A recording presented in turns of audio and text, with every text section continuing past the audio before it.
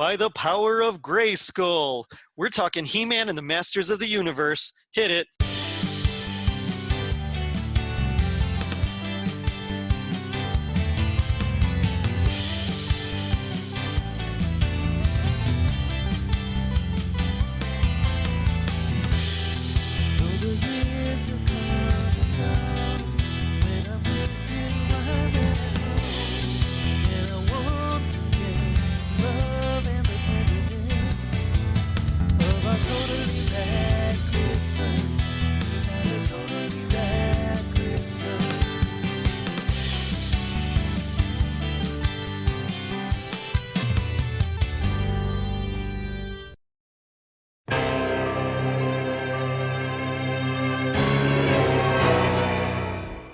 It was 1982. Late Night with David Letterman made its debut. E.T. was released to huge success. The first issue of USA Today was published, and Mattel came out with its He-Man toy line. I'm your host, Gerry D, with another episode of Totally Rad Christmas, the podcast that talks all things Christmas in the 80s. Toys, movies, specials, music, and fads. If it was gnarly during Christmas in the 80s, we got it covered. Joining me tonight is a very special guest, one of my favorite elves. You might know him from Tis the podcast. It's pretty awesome there.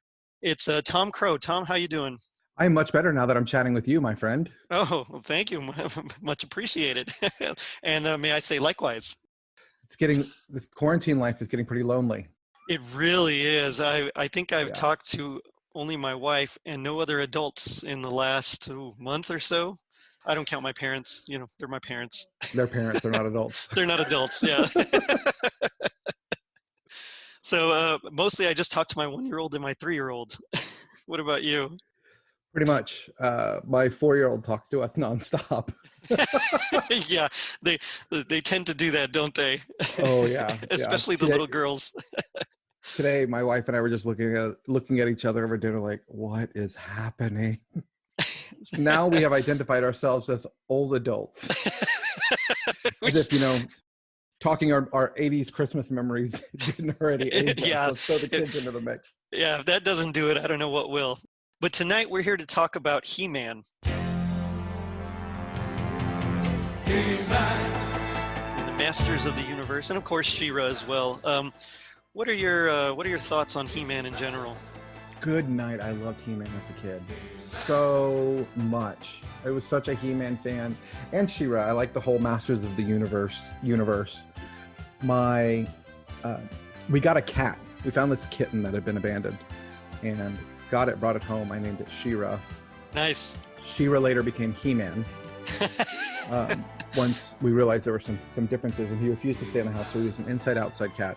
Oh, and gotcha. I think the naming had done something to him because, most cats' necks have a slope from their head to their back. His was a giant mass of muscle.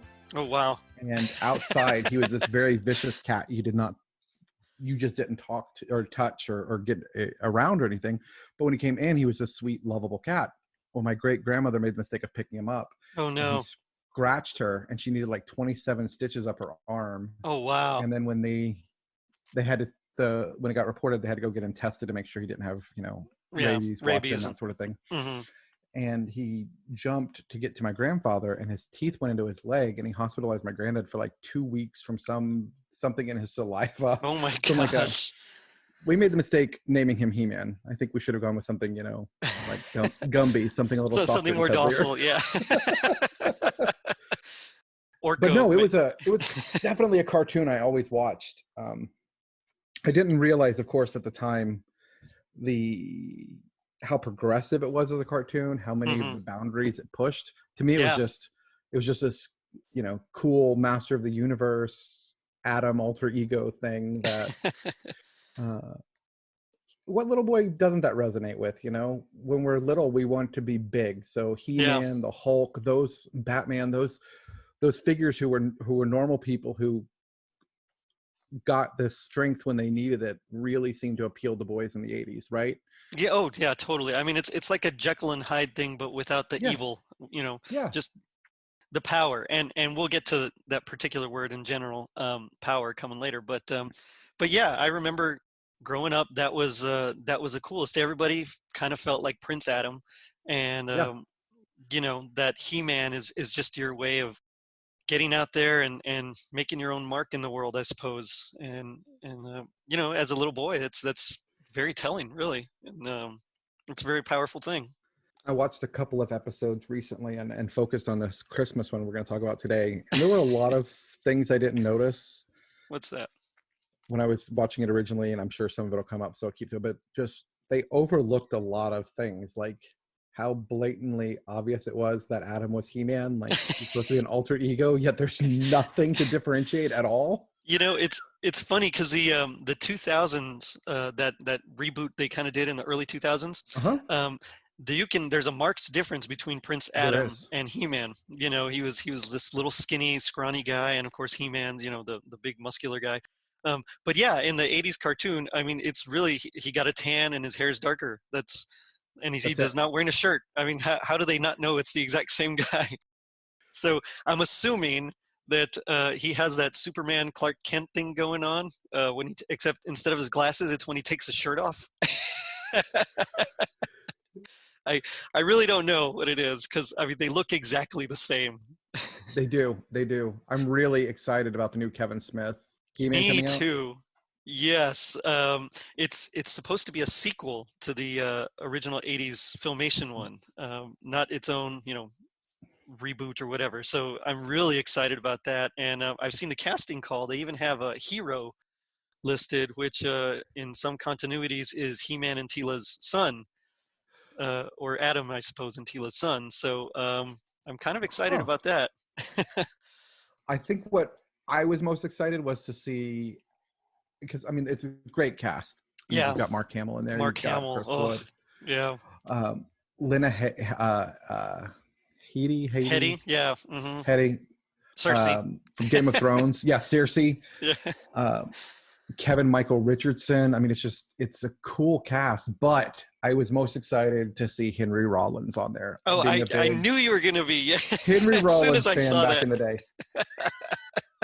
As soon as I saw that, I said, okay, Tom's going to mention this if we talk about the sequel covered up. I had to. I mean, just Henry Rollins is awesome. And the reason I actually asked you to be on this episode, because I remember you in one of your Tis a Podcast episodes, you actually mentioned how you really loved the Masters universe. And I think, in fact, you even said you preferred the She-Ra Etheria side over the Eternia side. I did. Yeah, okay. I did. I remembered correctly. That's good. My memory is not failing me, even though I'm from the 80s. I really did. I mean, it was just... it's funny because the Etheria side I never really got into as much. And I think because growing up, I would play with all my friends and we would always do those role-playing type of games. Yeah, we'd play with the figures too a lot, but at school, like during recess and things like that, we would pretend we were the characters and we would have our show, so it was kind of hard to pretend to be She-Ra as a little boy.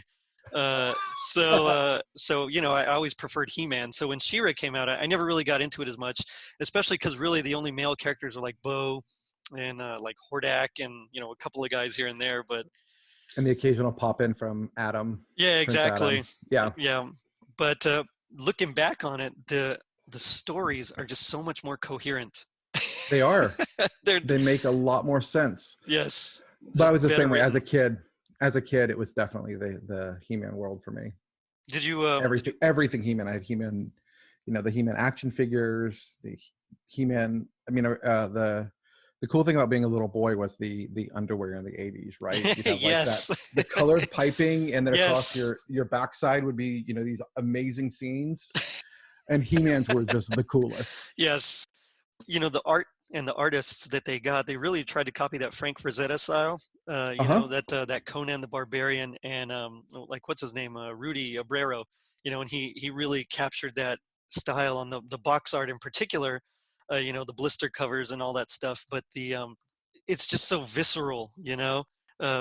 With it's dark and brooding, but also bright because of the contrast between the barbarian and the technology, that sci-fi and fantasy. The give and take is just so amazing to me as an artist. And every time I look at some of those old pictures, I'm just in awe how he was able to capture the style but put his own twist on it. And I remember growing up, my cousins, they loved Conan, and so they had a lot of that Frank Frazetta type stuff.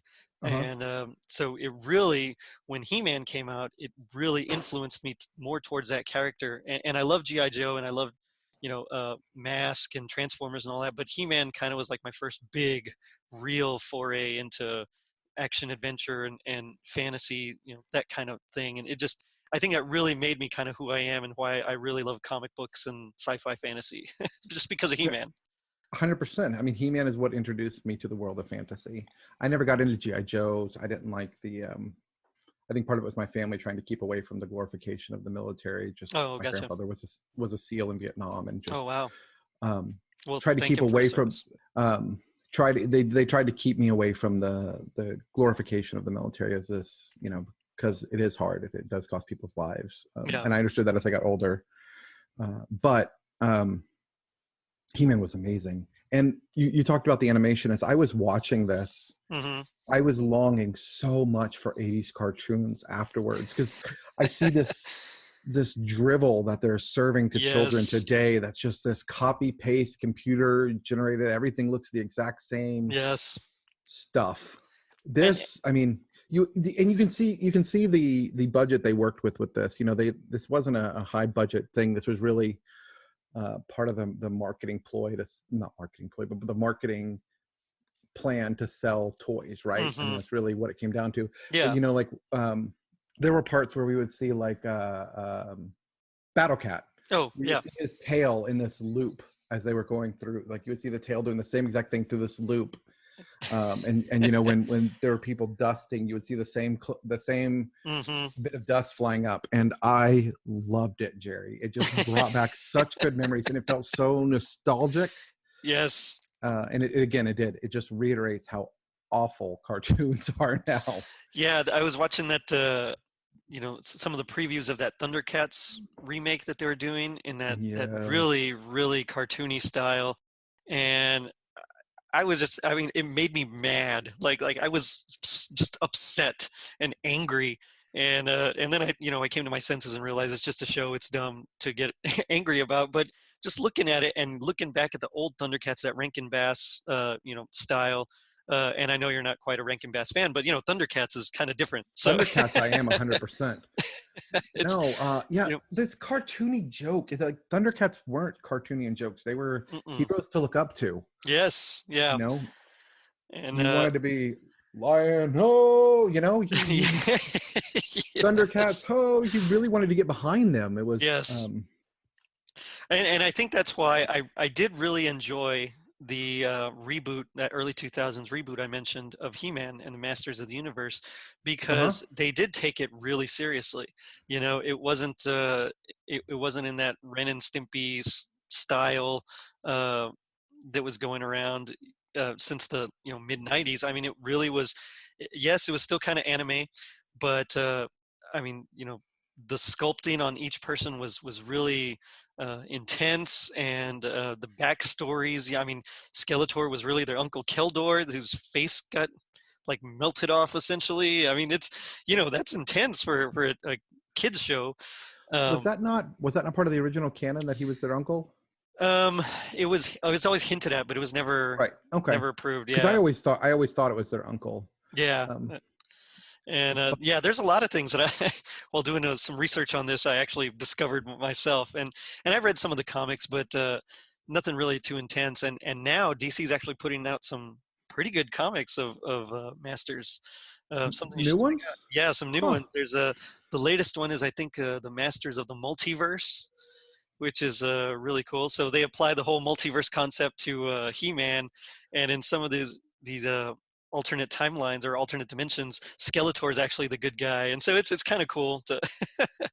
I'm going to actually get off of this call tonight and order that on Amazon. That just sounds amazing. Yeah, there's some really neat ones out there. So, and DC actually.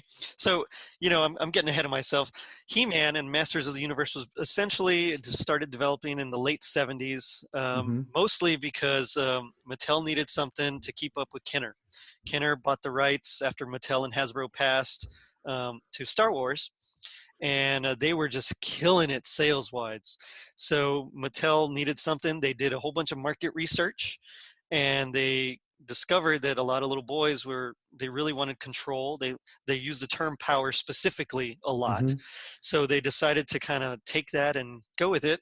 And in 81, Roger Sweet, based off some Mark Taylor designs, he and along with like Mark Ellis and Paul Cleveland and some other guys, they kind of developed this line, and it released in 1982.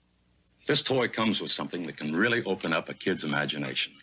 Its own legend. He-Man! Skeletor is his enemy. It's the Masters of the Universe collection. And for my kids, the legend begins here with Castle Grayskull. It holds the powers of the universe. He-Man, Skeletor has captured Castle Grayskull. We must stop his evil power. To Grayskull! Defeat He-Man's forces, but leave him to me. Here I am, Skeletor. He-Man! Skeletor is getting away! But Castle Grayskull is safe with us. Nothing's safe while Skeletor is out there. And so the legend continues in this Masters of the Universe collection. And in the imagination of my kids. Look for it. It's new. From Mattel. And yeah, at the time, there was that whole thing where you really couldn't have commercials for, toy lines longer than a certain amount of time. Mm-hmm. And Reagan, I believe it was President Reagan, or during his administration anyway, that they kind of, FCC reversed some of those guidelines, and so they were able to tie in with the mini comics. They were able to tie in with the special 3-issue miniseries from DC, where Mm-hmm. Superman actually is on Eternia.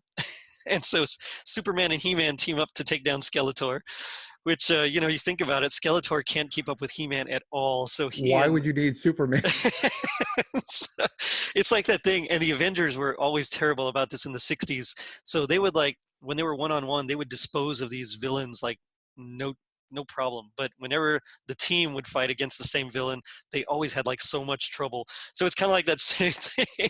Yeah, He-Man can take Skeletor or whatever, but when you get He-Man and Superman together, it's a little more suddenly their competence goes down a whole bunch.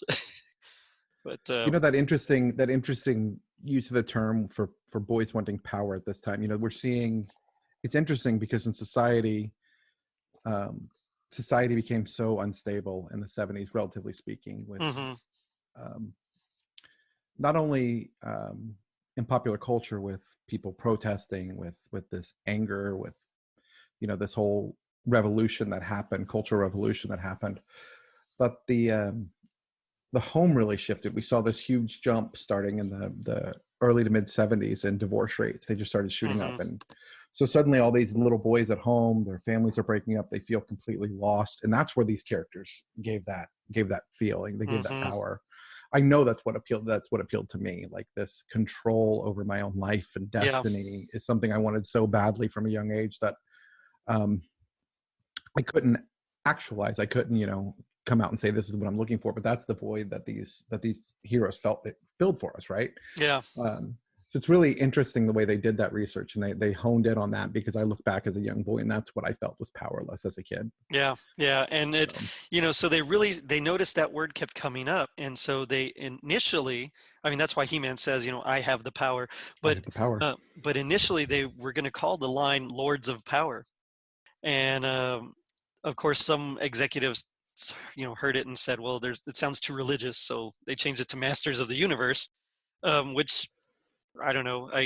Depending on your religion, I suppose can sound also religious, but yeah, I don't know.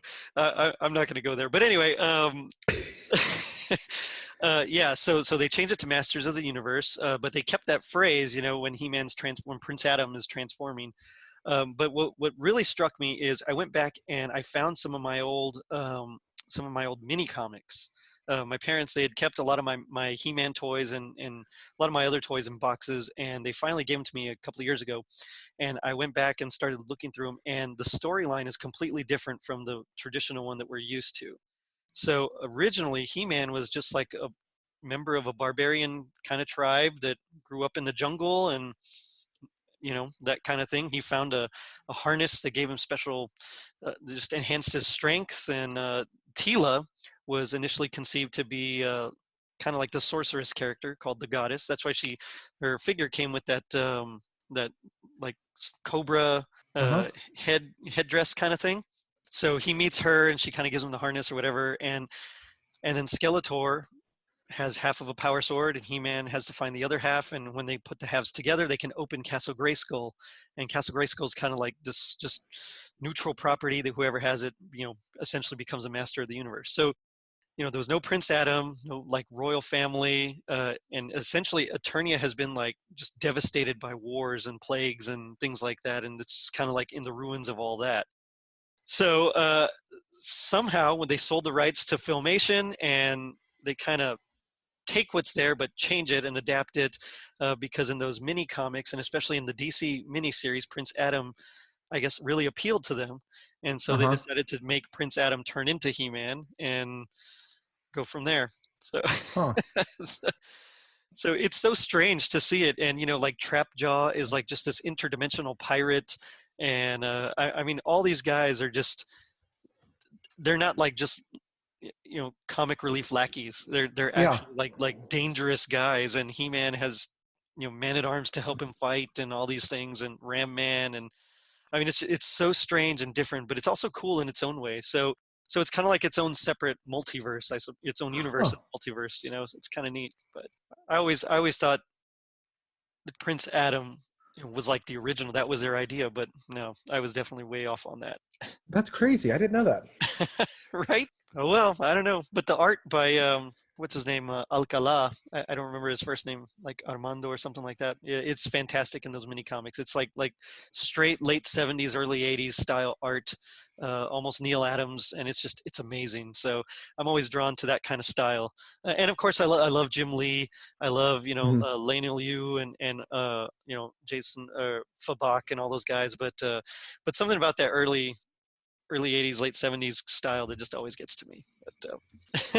But this is a Christmas show, and the reason we're talking He-Man is not just because it's awesome, but because He-Man and the Masters of the Universe were the best-selling toy in, what was it, 1984. So for Christmas. So that plus their Christmas special, which we're going to discuss in just a bit, it kind of really drew me to He-Man. And plus I just want an excuse to talk about one of my favorite toys ever. But oh, that's funny. The Christmas special.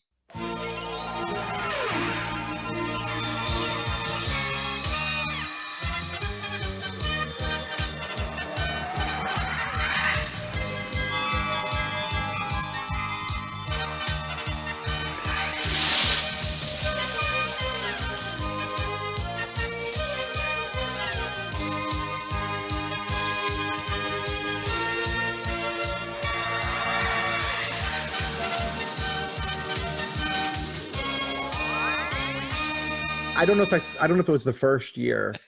If it was when it came out, I was 4, but I know I saw it at a very, very, very young age. It's not how I remember it, but I definitely remember watching it. I honestly don't even remember watching it. Really? Yeah. The Christmas special, I had read about it, and I went back, and I'm pretty sure I saw it because I saw just about everything, but I just don't remember watching it. Like, I didn't remember anything about it at all. So going back and revisiting it was something, it was almost like it was completely new.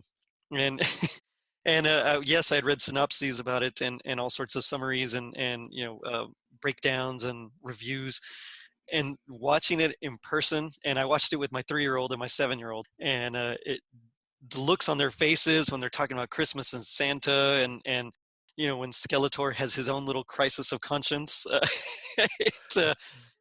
That was when I said there was a lot I didn't remember. That was it. Yeah, I mean, and that chummy moment where they're all standing together with like the typical, what I typically associate with like G.I. Joe's. Yeah. Hands on hips, laugh Yeah. at the end, and just standing there with Skeletor like that. I was like, whoa, I do not remember. Yeah, that. Yeah, I did not. Mortal enemies lay down their arms for Christmas. It was a Christmas truce of whatever year this is, in their year. Exactly. Yeah. Yeah. From 1916? 17. 17. Yeah. Yeah. So, I mean, that completely blew my mind because I had forgotten all about that. And I mean, just everything. I didn't remember there being Earth children there. But again, I'm getting ahead of myself. So Sorry. we'll go ahead and we'll just break it down. Essentially, some children from Earth are brought to Eternia, and He-Man has to rescue them before Skeletor and Hordak turn them over to Horde Prime. That's like the bare bones, kind of breakdown of it. But it all begins when He-Man and Man-at-Arms are testing like their new kind of like spy satellite rocket ship thing, and Orko being Orko, he decides to sneak a peek and accidentally sets it off and tries some magic, and it ends up going to Earth. In typical Orko fashion. Yeah, exactly. Yeah. Poor Orko. I mean, he tries so hard, and I think I remember. And am I wrong? Like in his home dimension, he's actually like a really powerful. Yes. magician. Is Yes. Okay. That's what I thought. It's the different laws at play in this dimension where he got left that just don't jive with his magic. But he was an extremely powerful magician. Yeah. Back in his hometown, whatever that, I don't remember where that was. Tralla, I think is what it's called. Like Tralla, yeah, because they were, yep, you're absolutely right. And they were trolling. Troll it, yeah. trolling, yeah. Anthony, yeah. You listening to this? Yeah, so he crashes on Earth, and he befriends two Earth children, a boy and a girl, Miguel and I don't remember the little girl's name. But anyway, they start teaching him about Christmas because it's only a few days until Christmas. And what are you doing out here alone in the snow anyway? Getting a Christmas tree. A what? A Christmas tree. Until we got lost. Oh, there. You're not really lost. You found me, didn't you? Found you? Yeah, I'm the one who's lost. My ship crashed just over that hill. Come on, I'll show you. And maybe we can find a way to get you safely home to your parents. You said you were looking for a Christmas tree? What's that? First of all, it's a Christmas. No, I mean, it's not a Christmas tree. It's a Christmas tree. And it's to celebrate Christmas. Ooh, what's Christmas? Everybody knows what Christmas is. I don't. When you get lots of presents. Presents? I think I like Christmas. Well, presents are part of it. But it's also a time when everybody thinks about peace and goodwill toward men. That's what the angel said. Angel? Now I'm really getting confused. No, it's not confusing. Not at all. Listen, if you really don't know about Christmas, we'll tell you the whole story. A long, long time ago. And the three wise men followed the star until they finally reached Bethlehem. Ah, what a beautiful story. But what about the gifts? You said there were gifts at Christmas. That's the fun part. Let's tell them about Santa Claus. I'll tell them. He finds them because they got lost in the woods trying to get a Christmas tree. To get a Christmas tree, that's right. Yeah, I'd forgotten about that. Well, you get a real tree every year, don't you? I do, but I've never gotten lost and found by a troll-in before. Oh, well. Unfortunately. I guess you weren't trying hard enough then. No. Yeah, it's I mean, I don't know. I guess it was the 80s, so it's a bit different, but I don't know of any parents that would just let their children go out and get a Christmas tree on their own, especially at that young. But apparently Alicia's parents did. That's her name, right? Miguel and Alisha? I think you're right, yeah. Miguel and Alicia's parents are pretty okay. And then they go missing for days. And then they go missing, yeah. Oh, man. They should make like that story, this story adjacent, where it's just the parents like going crazy trying to find their kids. That's terrible idea, but making calls, looking all around. At the end of the day, they end up getting, arresting He-Man for kidnapping. Let's make this all 2020.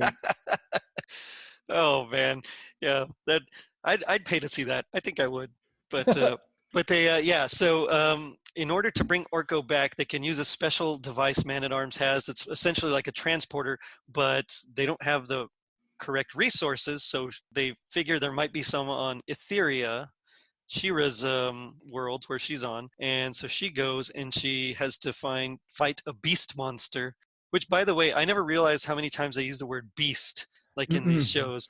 Beast monster. Later on, Skeletor has to fight a snow beast. Yes. I mean, it's like, which, beast monster, I mean, that's like straight out of like the Rankin Bass I started cracking up when they said Beast Playbook. Monster. I'm like, man, this is so much cheesier than I ever knew as a And kid. you remembered, yeah. And it's so redundant, because if you're a beast, you're more than likely a monster. And It was just such a monster's usually a beast. generic water serpent thing. I mean, like yeah. Yeah. So she has to fight it. She gets the materials. They're able to beam them back, but they accidentally beam back the two little kids as well. And that's where I guess the real conflict starts. Horde Prime, Hordak and Skeletor's like boss, I guess, tells them, hey, we don't need any more Christmas spirit because it's just too goody-goody for Eternia, and that's going to make my takeover of it even harder. So, go get me these children. The arrival of the spirit of Christmas on Eternia may threaten my rule. I don't need any more goodwill and brotherhood on that planet. Find it and crush it. Whoever eliminates the spirit of Christmas from Eternia will be well rewarded. Yeah, so Skeletor and Hordak, of course, after arguing, they decide to go ahead and each go on their own and try to kidnap these children and bring them to Horde Prime. They both. It's Skeletor ends up finding the kids. That's right. For whatever reason, he's very kind and helpful to the kids there. Well, but he kind of resists too, because he's like, get up, get moving, and she's so frozen, or like so freezing that she can't move, and so he like relents and gives her a coat. Yeah. There's no Christmas spirit here. Now get moving, you two, before Hordak comes back. I'm sorry, mister, but we're so cold.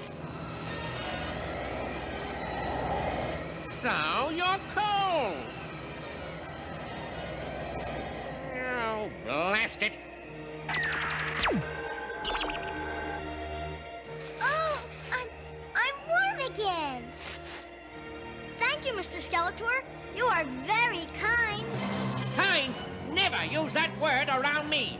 Now get moving. And they And then they were going to leave their cat or whatever that thing was. Oh, it was one of the Manchines. It was like a Manchine puppy.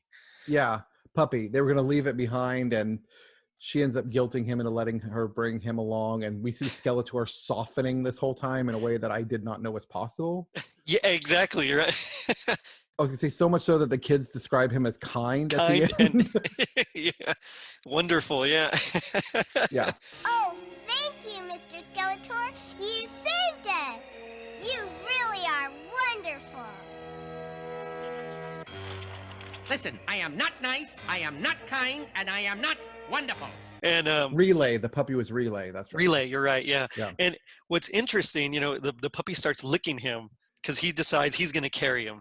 He was going to, like you said, she guilts him into it. So he picks him up and he's carrying him. He's like, it'll be faster if I carry him or whatever. And he ends up kind of liking it. Yep. Because he doesn't want to put him down. And then Hordak shoots them down, right? Hordak, yeah. Hordak shoots them down into the mountains where they're going to find the snow beast. I guess that was beforehand. That's why they were walking. That's why they're, yeah, you're right. Yeah. And Yeah. he saves them from the snow beast, which is another, Yes. which again is why they call him kind. And Yeah. We have that talk where the kids start talking about Christmas. And Oh, they were talking yeah, about yeah. how much fun everybody has. And they're like, so they're fighting? Oh, yeah.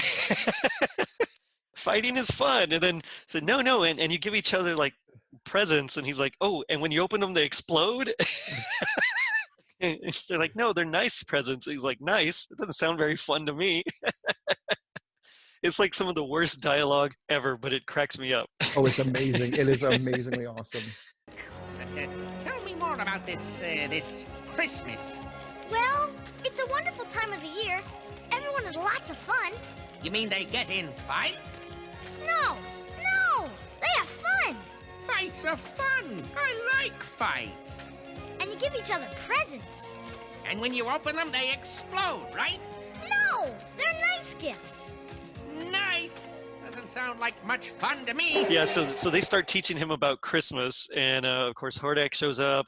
He-Man and She-Ra show up. And then Horde Prime himself shows up. We see Horde Prime. And he's about to nab the children when Skeletor, I guess just full of Christmas spirit, decides to save them. I mean, I think he even says, like, I don't know what's coming over me, but I must save the children. Yeah. and and he shoots Horde Prime, and then of course He-Man and She-Ra toss him out into outer space, and then we have that scene you're talking about where they're all standing around just kind of ha ha ha, and She-Ra's like, "Don't worry, it's only once a year." It's all perfect timing though, because Queen Marlena at the beginning at the beginning we're setting up for the twins' birthday, the kids' birthday, right? Yeah, Adam and Adora. Yeah, Adam and Adora are going to have their birthday, which for whatever reason now they're what, like late, I'm assuming early 20s. They're older. Yeah. This is the first time Queen Marlena talks about Christmas on Earth. Yeah, and it's a whole new concept to everybody. So it's really good timing that the kids came this particular year. Of course, yeah. Well, things always work out like that in real life. Exactly. They do. And it just so happened that Adam had an awesome Christmas Santa suit too, which was great. He just went down to, the workshop, Man-at-Arms workshop, and yep. I love how they even had they kept his same hair, no beard, but the same hair, and made it white. Yeah. Yes. I was like, "Whoa, this is amazing." It's like, come on, it's clearly Adam. Yeah. Oh, but they can tell it's Adam, even though it's the same hair and white. They just still can't tell it's He-Man, even though it's just a little bit darker blonde. Oh, man. Yeah, so they have their own kind of little mini Christmas celebration. Adam dresses up as Santa for them because they're afraid they're going to miss it. And then they get those cool, like, anti-gravity belts and the return to Earth where, they tell their parents the truth. And, of course, parents don't believe them. And then they fly by with their anti-gravity belts. It's great. I mean, that end tag, usually the end tags are, they're okay.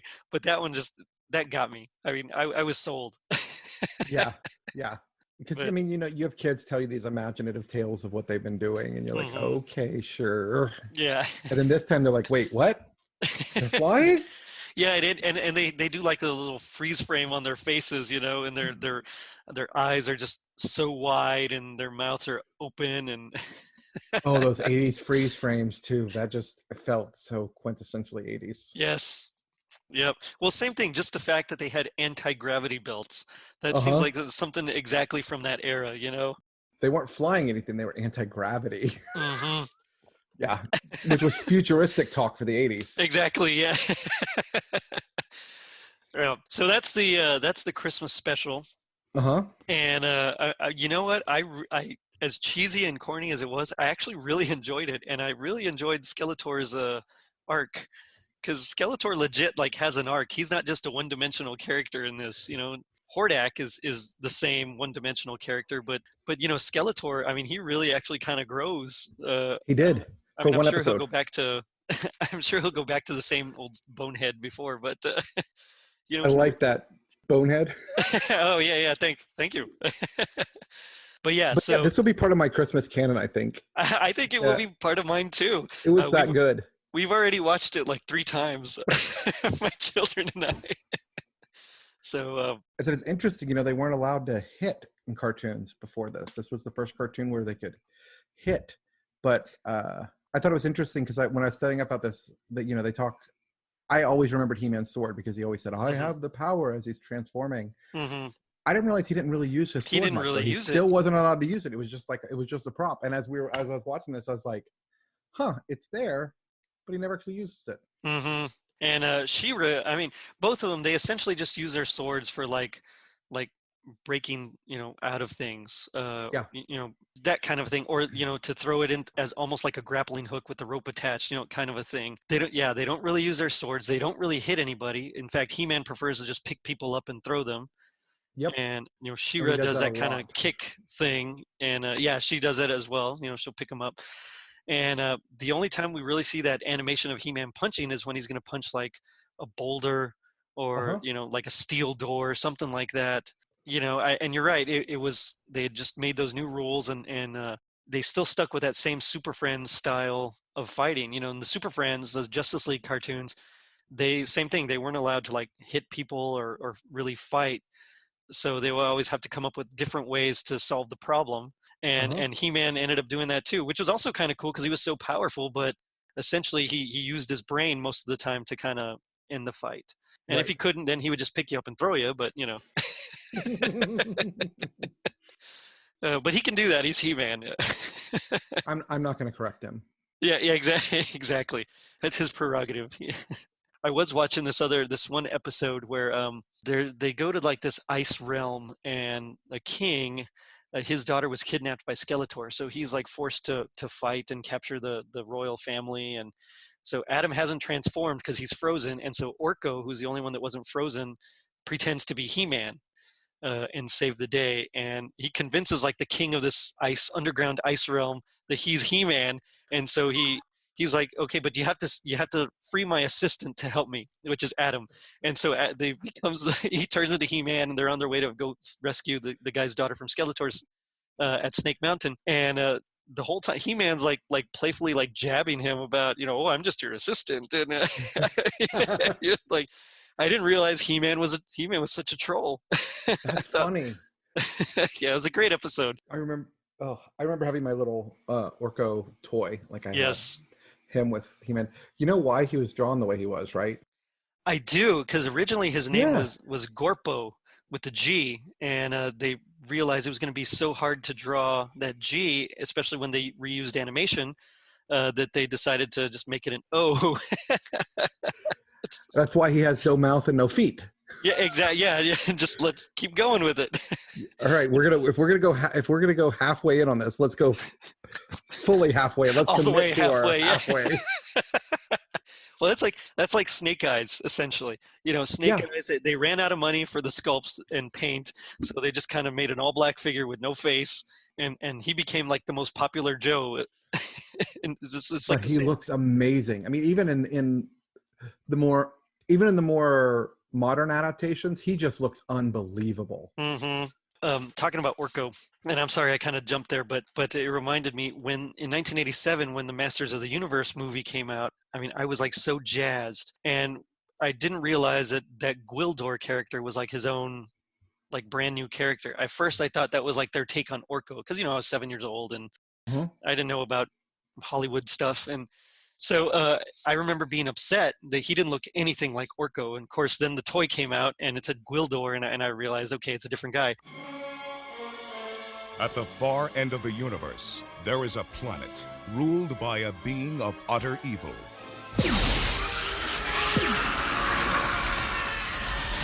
And there is only one man who dares challenge him. They are locked in a battle to the death. A battle that will take them across the heavens. Stop him! A battle that will finally be fought. I want them hunted down and brought to me! Across the face. Police! Nobody move! Of Earth.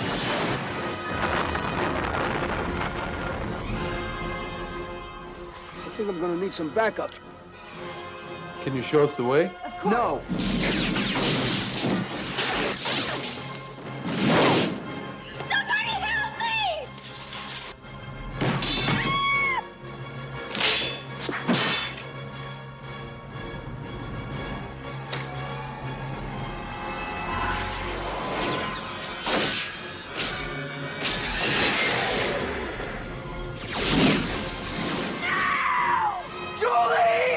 From a distant galaxy, they have come to Earth. Dolph Lundgren as He-Man, Frank Langella as Skeletor. Only they have the powers to be Masters of the Universe. Live the adventure.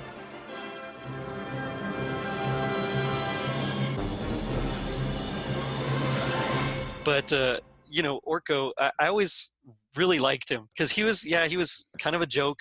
He always messed things up, but he had a lot of heart, and he always really tried. And so because of that, I always kind of felt drawn to Orko. In the end, he came through, right? Yeah, he usually does. But you're talking about the Christmas special? No, in general, like in the end, he came through. He messes things up, but he always comes through, and he's always there for Adam / He-Man, always. Yes, yeah, and my son, I've noticed my son really likes Battle Cat is his favorite, and then Orko is his second favorite as well. So, of course, Battle Cat was just awesome. Did you have a Battle Cat toy? Oh yeah, I did. Yeah. And it had the armor that would go on and off. Yes. And it was just so cool. Now that one actually originated because they also ran out of their tooling money, and so they decided to just take a tiger from the Big Jim toy line and paint him green with the yellowish orange stripes. And then they saw next to the He-Man toy and said, well, he's too big. And so as a joke, Paul Cleveland was like, well, just put a saddle on him or something. And so they literally just came up with the armor that way. Are you serious? Yeah, and for those of you that don't know, if you go to Netflix, there's 2 documentaries you can watch. The first one is The Toys That Made Us, and it's all about He-Man. And the second one is a special, it goes a little bit more in depth on certain things. It's called The Power of Grayskull. And that's also all about He-Man and She-Ra. And that one goes, like I said, a little bit more in depth, especially with the movie, especially with She-Ra in particular. And so you feel free to check those out. They're great documentaries, and I was really excited to watch them. I think I've seen both of them like 3 or 4 times each. They're interesting, But yeah, so that's how Battle Cat's armor came out. So it's interesting to me though that Battle Cat is so still Battle Cat no matter what, and yet Swiftwind is like an upgrade for She-Ra, right? Oh, totally, yeah. Swiftwind is her horse, but her horse becomes a unicorn, and I didn't remember at all that Swiftwind talked. That I didn't remember that part either. When Swiftwind talked, I was like, what? Yeah. I mean, I guess it makes sense. Cringer talks, so you gotta right. I mean, there's seriously, it as better as it was. There is just a lot of copy paste. So Orko is like Madame Raz. I mean, it really is. And like you said, Swiftwind is essentially Battle Cat. Man at Arms is or what's her name is Man at Arms. Oh gosh, I can't remember her name. The daughter of the old leader of the rebellion. Man, I can't remember her name to save my life. But yeah, I mean, you can kind of just plug everybody in, and of course, then they do their own take. They're fighting against Hordak and all that. But their names though are just. Oh, I know they're pretty. The one that always makes me laugh. No, the worst one is Snout Spout. The guy with the elephant head. Do you remember Snout Spout? I don't. Yeah, that one. That one's bad. Oh my, yes, I do. But I remember the toy. I didn't have it, but I definitely remember the toys. Yeah, I didn't have him either. But I bought my son because he was getting so into E-Man that I bought him a little golden book called I Am He-Man. And I bought my daughter the I Am She-Ra little golden book. And there, in one of the scenes, just like a background character, is Snout Spout doing his thing. And like out of all the characters they could have chosen to be in the background of like this one scene, I mean, you got like Many Faces, Mechanic, Stratos, Buzz Off, like all these guys that came out way more, and they picked Snout Spout, and it cracked me up. But yeah, you're right. They're very much of that era. When it comes to names, it was Stinkor, Beastman, Whiplash was actually pretty good. Faker, Master at Arms, like that's just not a name. Oh yeah. Well, I guess, and then the show, I guess, gave him the name Duncan. So I guess Duncan is his real name. I didn't remember that. Yeah. A lot of times they call him Duncan. But I remember the show was really cool because when it started gaining popularity, then they kind of started making the toys based off the show rather than, their original continuity. So then we actually had the Sorceress come out, and the Prince Adam toy, and of course Orko, and all these that were just amazing figures that you could actually then pretend. You could switch out Prince Adam for He-Man, and you can go to Castle Grayskull, and the Sorceress could be there. And whereas before any of the show and any of that stuff, if you had the toys, you pretty much just kind of played, oh, I'm good guy, I'm bad guy, and let's fight. Yeah. Did they have Fisto toys, do you know? They did, yeah. Fisto, yeah. That's another unfortunate name there. Jitsu. A guy with a big hand. Yeah. Well, and then his counterpart was Jitsu. You remember Jitsu? He's like a terrible Asian American or Asian stereotype. And so that's another one. Moss Man was cool because he had the flocking. He was flocked, and he was supposed to smell like moss, but I never smelled it. I mean, to me, it always just smelled like plastic toy. Yeah, pretty much. Triclops. Triclops was awesome. Yes, I used to love Triclops. He was one of my favorites. I just thought the fact that his whole eyes could spin, I mean, that was just cool. And his sword was cool. His sword was cool. Yeah. Yeah, so my kids have been playing with my old He-Man toys, but at this point, I mean, they were up in my parents' attic for decades, so, you know, a lot of them were pretty brittle. Some of them the plastic was kind of melting, and so they were kind of sticky, and so they don't play with a lot of them, but they do get to play with He-Man, Skeletor, Ram Man's still good, Sorceress, Teela's still pretty good. They were playing with Trapjaw. He finally just broke. And, you know, it's at this point, it's cool. They can, if they break, no big deal. But right. Yeah, so they're having fun playing with Battle Cat and Orko and all those guys. And my old Castle Grayskull, which is missing like a ton of stuff, but is still good enough that they can use their imaginations and just play. And I kind of miss doing that sometimes, you know? Right? There is did you see there's a new Popco Funk coming out of He-Man on Battle Cat? Funko Pop? That's what I said. Yeah, there's a new Funko Pop coming out. No, I saw hadn't when I was seen researching. that. I hadn't look seen it up. that. It is amazing. Okay, I gotta check this out. I think it's coming out this summer. A lot of them, but the new one coming out looks the best. They have on they have Battle Prince Cat. Adam. That is cool. They have Prince Adam. They have, of course, He-Man, She-Ra. They have the Sorceress. Yeah. Yeah. Web Store. You remember Web Store? These names, man. Cyclone. I remember Cyclone. He was one of my favorites. Yeah, he had like that.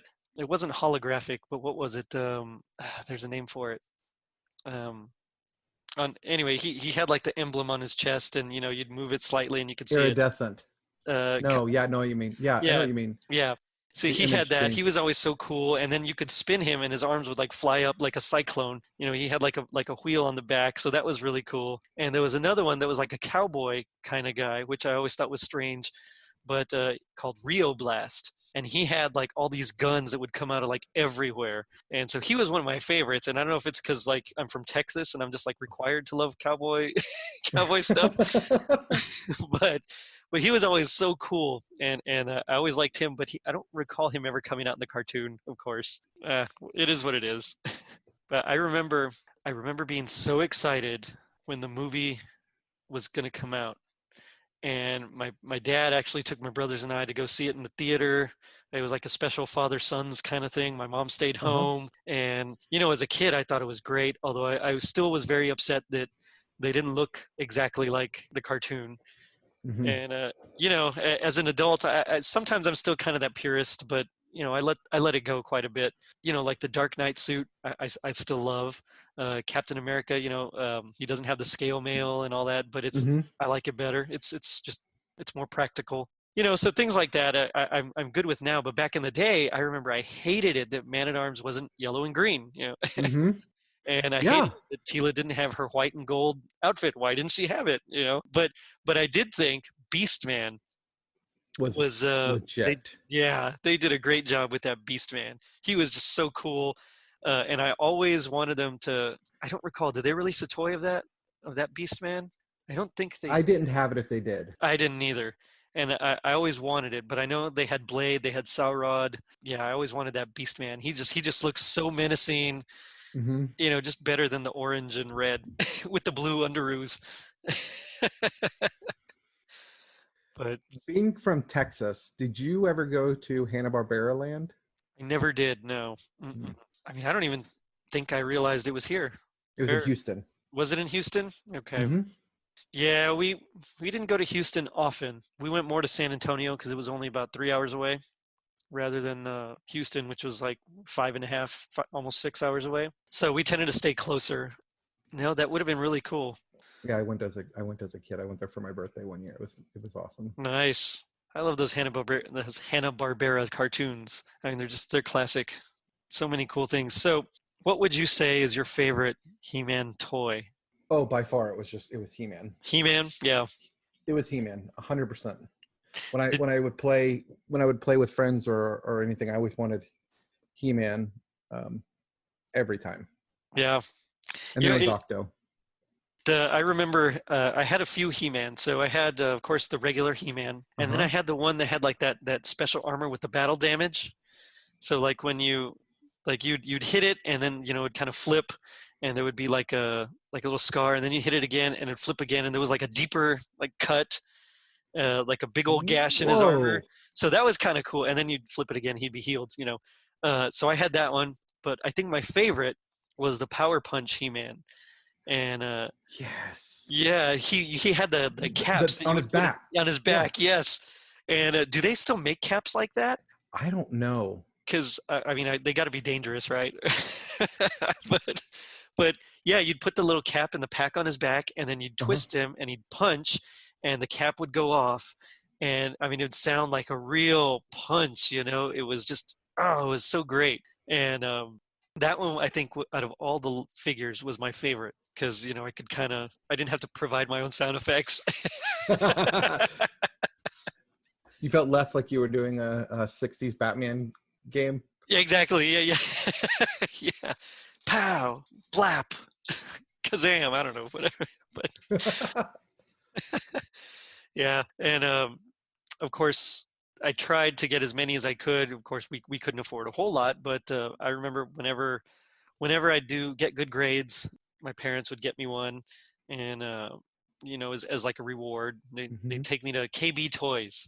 I don't know if they still have KB Toys anywhere, but I don't think they do. I don't think so.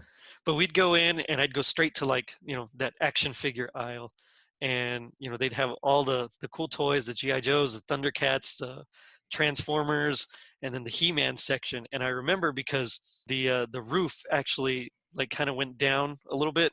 So it wasn't as elevated. It was like in that main entrance, and then you'd go back to that section, and it was almost more like a closet or like a display hall. It's just everything was just there just for you. And so many times we would go, and I'd pick up a He-Man toy, because sometimes we'd go to the mall for other things, and you just pick one up, and you'd start looking at it, look at the back, all the figures on the the card, the different ones, and you're like, oh, I want that one, and you kind of make your wish lists, and if you're lucky, and you save up money for your allowance, and then get good grades and stuff, then you could actually get them. And there was nothing like earning one of those He-Man, Yeah. Oh yeah.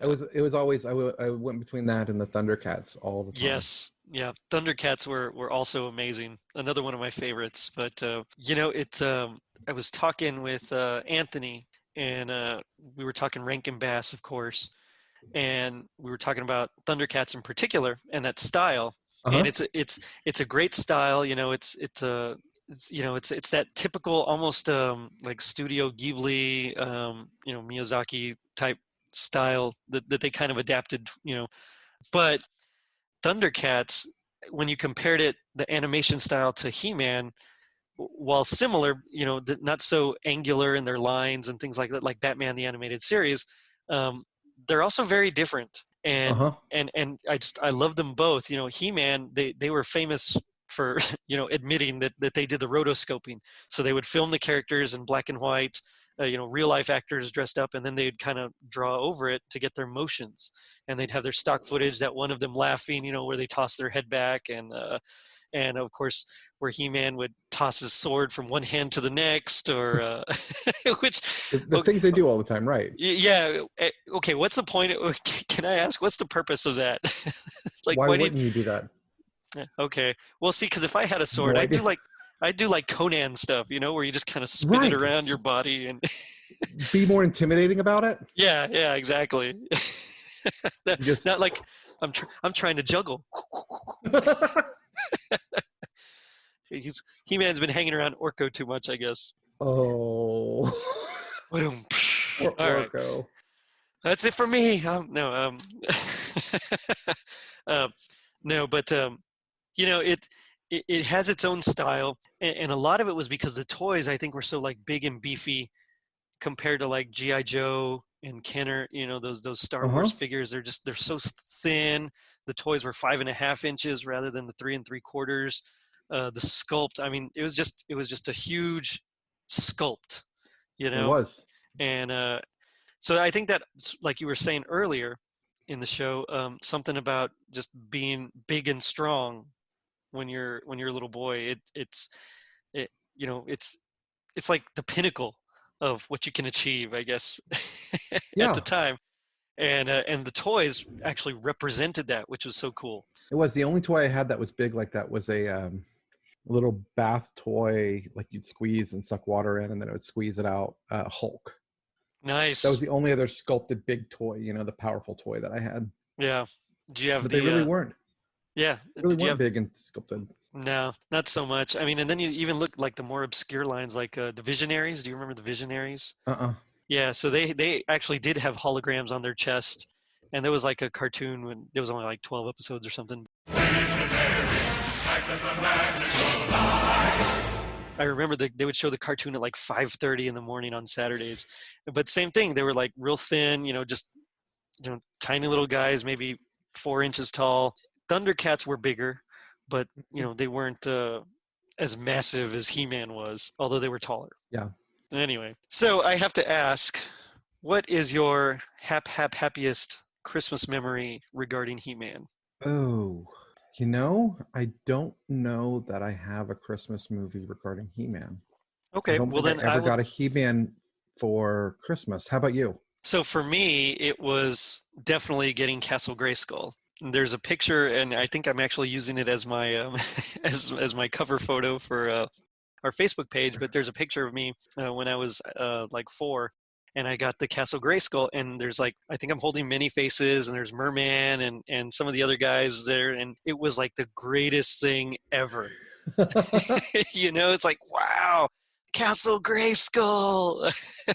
That's definitely my happiest He-Man Christmas memory. But okay, if no Christmas memory, what's just your happiest memory of He-Man? I think the time I got my very first He-Man doll, and it was that clunky, the opposable He-Man. Oh yeah. Mm-hmm. And I had him fighting everything. Like I think he threw Littlefoot off of my bed. Littlefoot, yes. All of my toys. I remember I had this big giant stuffed animal Littlefoot, but of course it's He-Man. So like Littlefoot's like 18 inches long, and He-Man's the 6 inches or whatever, and he would just, I'd put him in his arms and just throw him over. Nice. I just remember playing for hours, just He-Man conquering everything in the way I do. I just have very, very good memories of like the morning sun coming in, like hitting that corner of my bed where He-Man would stand. Yeah. Nice. That's awesome. So, you mentioned Littlefoot. I remember, and of course this has nothing to do with the episode, but like I always say, it's not a podcast unless you have a little detour here and there. So mentioning Littlefoot, I remember Pizza Hut sold hand puppets of all the characters from The Land Before Time, and all my brothers and I, we each had a set. So every time we'd go to Pizza Hut, because my dad, he's a big time collector. He collected baseball cards and then starting lineup, and then he started collecting like Star Trek figures and all sorts of things. And I remember as soon as they came out with the first one, of course we were in love with The Land Before Time. Like dinosaurs were like one of my favorite things in the world. And so when that movie came out and we got the first one, then he decided he was going to collect them all. So we all had a set, and they were so much fun, although they were really difficult for like a little child to make move. The plastic was just too heavy to get it to go, or vinyl, whatever it was. I just couldn't get it to work. So that would have been awesome to see your He-Man just throw Littlefoot off the bed. Just chucking him. He was gone. Littlefoot was my favorite toy as a kid. It was my I guess they like what they call now lovies. Oh yeah. I would carry him, everywhere with like his head would be here in my, I'd have my hand under my armpit, and Littlefoot's head would be coming through, and I would just drag him around everywhere. There are just tons of pictures of me as a kid dragging Littlefoot. Nice. That's so cool.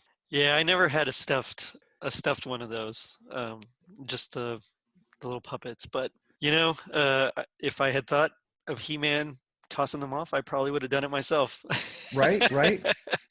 I know he for sure, because I used to have, of course, I've talked about it so many times on your show, but also here, that I'm huge into like Avengers style Secret Wars, multiversal conflicts kind of thing.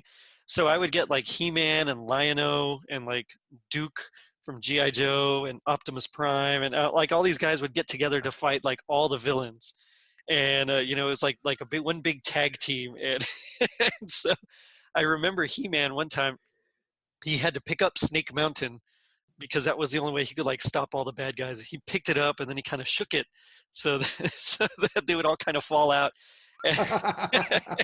And then I think it was Duke that held him at gunpoint while, who was it? Lion-O maybe called for backup. I don't remember, but I specifically remember that, him picking up Snake Mountain to shake it. Because what else would He-Man do, right? Of course, yeah, he can't hit him. You know which set I always wanted? The Eternia playset. Okay, I don't know that I've ever seen that. Yeah, so it was like these 3 different towers, and there was like this huge, like I think it was almost like a monorail type thing that would go around it. And one of the towers was like the Royal Palace. One of the towers was Snake Mountain, and the other tower was Castle Grayskull that actually somehow attached, I believe, to the Castle Grayskull playset. And I always wanted it, but it was like crazy expensive, and so of course I never got it. But it looked so cool. And that was like my one biggest thing that I'd hoped I would get, and I never got. Too bad your parents didn't love you a little bit more. It looks like those sell for about $1,500 now. Yeah, that's true. Although mine would not have been in a condition where I could resell it. No, for real. I actually played with my toys as a kid. Yeah, I did too. And I was surprised that a lot of them actually were intact as they were, but just the move from bringing them down from that hot attic to up here, because my parents live about 10 hours south, and just that a lot of the their rubber bands kind of wore out, and so all their legs were like just drooping off, and just from shaking, it's just from being up in the Texas heat, and those attics that are like 1,000,000 degrees. Yeah, so I feel bad, and if any of you collectors out there are listening, I'm sorry. It's not cool. I understand. But you know what? I enjoyed playing with my toys, and now my son likes playing with them too. So, oh well. That's what they're for. Exactly. That's really is what they're for. I can't get into the collecting without, if it's mine, I got to play with it. I'm not good at leaving stuff in a box.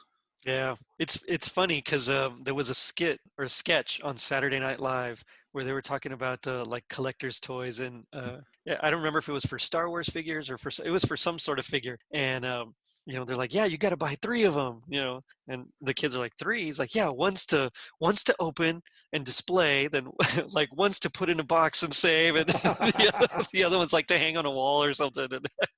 I have 3 of each: one to display, one to open, and one just in case. Oh, that's funny, man. It was just, yeah. I mean, it like totally nailed the collector aesthetic, and I'm a collector myself, so it. I mean, I could That's just. What laugh. I would have to do. One to play with, one to keep. Yeah, pretty much. Like, no, don't do that. It'll hurt its resale value. They're talking to like these little kids that are supposed to be playing in this commercial, and. Oh man. Oh, that's funny. Yeah, this is good times with He-Man. I did enjoy that 2000 remake, as I mentioned earlier, where they really got into it, and I was sad that they only had 2 seasons. That 3rd season was going to be with King Hiss and like the Snake Man, and so I was really excited to see where it was going to go, but oh well, didn't pan out that way. So I've got high hopes for the Kevin Smith one. I do too. I'm generally a fan of his work, although sometimes I disagree with some of his ideas. So like in that, which one is it? Batman Cacophony? Is that the one that he? I don't recall what it. No, the Widening Gyre, maybe. Yeah.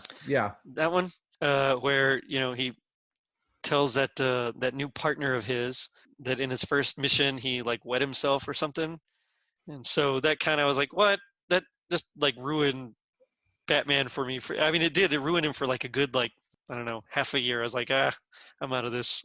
And of course he's Batman, so you always come back to Batman, but right. Well, but, in general, I am a fan of Kevin Smith. So it's interesting though that I think that was for historical accuracy. I don't think most people realize, like when knights go into battle, they go in battle.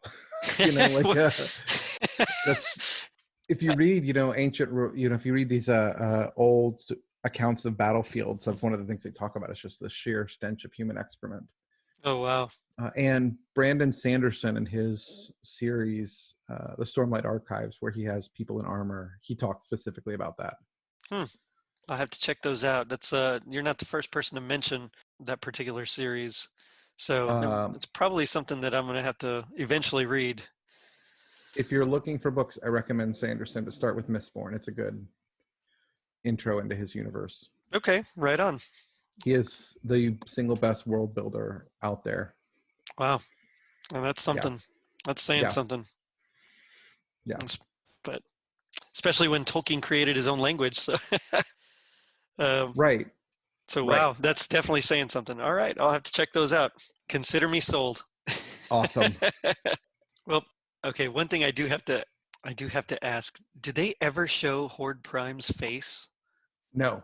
Okay, that's what I thought, because I could never remember what he looked like, and I thought, well, maybe they just never showed him. Okay, so I'm glad I'm not going crazy there. So I think now it's we've come to the part of the show that is actually my favorite. It's what I like to call "Gag Me with the Spoon." So this is where we pick our least favorite part of the episode that we watched, or whatever it is, and we do our best impressions. The winner will get a totally rad Christmas sticker, unless I win, in which I get a big fat nothing. And we're going to let the listeners decide. They're going to vote on our social media pages. So as the guest, I will allow you to go first. Just kind of set up the scene for us, and then let's hear your best impression. All right, it's when Prince Adam and Octo are talking. Okay. At the end, where they're talking about Christmas. Orko? Okay. Oh, yes, Orko. I don't know why I said Octo. I did that earlier, too. Probably because of the company Octo that we work on for 2FA. But anyway, it's work stuck in my head. Yeah. Not everyone celebrates Christmas, but the spirit of Christmas season is within us all. It's a season of love and joy and caring and presents. Presents are nice, Orko, but Christmas means much more than that. I know, Adam. Christmas is a time of peace and caring and happiness. That's right, Orko. And what would make you happiest this Christmas? Presents. Oh, Orko. It's like one of those like 1950s shows, oh, Orko, and you can just hear like the laugh track in the background or something. Exactly. And just like coming back to my favorite part being the presents. Oh, it's so cheesy. Okay. Well, I'm also going to take an easy route, but this time I'm going in the opposite direction. So my least favorite part of the show, even though it's super essential to the plot, and I actually like it, what makes it the least favorite part for me is the dialogue. So I am choosing where Skeletor has the two little children and they're walking in the snow. And of course, they've been complimenting him, and Skeletor says in his best Skeletor voice, all right, listen, I am not nice, I am not kind, and I am not wonderful. It's terrible, but that's my Skeletor. That was something. Yeah. That was an interesting Skeletor. Yeah. I'm not a very good Skeletor, but we're going to put this out and vote for the best worst impression. I was going to say, do they have to pick, what if there's no good one? If there's no good one, and you just want Tom to get a nice sticker, then feel free just to vote for Tom. Oh, man. So two more things before we go. First, Anthony wanted me to ask, between you and him, which one of you is heat miser and which one is snow miser? I'm 100% snow miser. Okay. He is definitely heat miser. So he initially said that he initially agreed with you, and then he changed his mind, saying because he was taller and his words, not mine, because his nose is bigger, that he's a snow miser. But I could see him being heat miser. Oh yeah, that fiery attitude. Yeah. But Julia would definitely be Mother Nature, I think. That's fair. Yeah. How do you fit into the little world? Me? Oh, I'm Santa Claus, man. Well played. Ooh, mic drop. No. Wow. No, I like it. I don't know. I'm probably like Hermie or something. Oh man. So before we go, the G.I. Joes taught us that knowing was half the battle. What do you think is the other half? After knowing? Yes. Ooh, getting well rested. Ooh, that's a good one. Yeah, I imagine. I forget what that's like. So I'm just imagining that that's a good thing, especially right now with children full of energy running around the house. Yes. Now that I am very familiar with. So that's we're better losing than the mine. battle from exhaustion. Yeah. Yes. What's yours? That's definitely better than mine. Mine is make sure you spread Christmas cheer so that your captor saves you instead of hurting you. Oh, well played. So, yeah. But, Thom, it has been a blast talking with you. It's always fun. It is always fun. It's one of my favorite guys there. So thanks for coming on the show. And you can catch Thom on Tis the Podcast. Anything else you want to plug? No, I think that's it. Oh, okay. You've been great about bringing on other Christmas podcast hosts. It's been fun to listen to you interacting with them and seeing how the Christmas podcast community works and supports each other. It's been pretty awesome. I agree, and thank you very much for that. And thank you for having me. You're the one that having me on. You made me want to have my own podcast, so I appreciate that as well. That's awesome. Listeners, y'all should definitely give him a 5-star rating on iTunes. And likewise with Tis the Podcast, it is one of my favorites. I never miss an episode unless I absolutely cannot help it. And even then, I try to listen to it as fast as I can. The interactions between, especially Thom and Anthony, are particularly hilarious. And they're just so engaging. And Julia is always the kind, motherly figure there to sort everything out. So I feel so bad for her most of the time, honestly. I really do. No, she loves it. But yeah, definitely check out Tis the Podcast, and you can always catch them on their Facebook page and their social media websites as well. Just go to tisthepodcast.com and you can put /Twitter, Facebook, Reddit, Facebook group, or Instagram, and those will link back to redirect you to all of our sites. Nice. Right. If you come to the group, you can talk to Gerry. He's pretty active there. I do what I can. So it depends on what point in the season we're at. Because if we're closer to Christmas, I'm usually working like a dog during that time. So, but that's what I get for working in a Christmas store.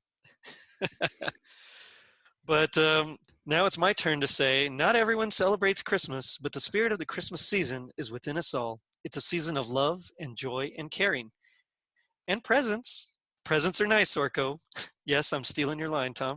But Christmas means much more than that. I know, Adam. Christmas is a time of peace and caring and happiness. That's right, Orko. And what would make you happiest this Christmas? Finding us as always on our social media pages, Facebook, Twitter, Instagram, and our website coming soon. Don't forget to vote, guys. Later, dudes. But we did go to another planet, Mom. Honest. And we met Orko, and Santa Claus gave us these flying belts. Now, Alisha. I don't know where you got those things, whatever they are, but it is bedtime.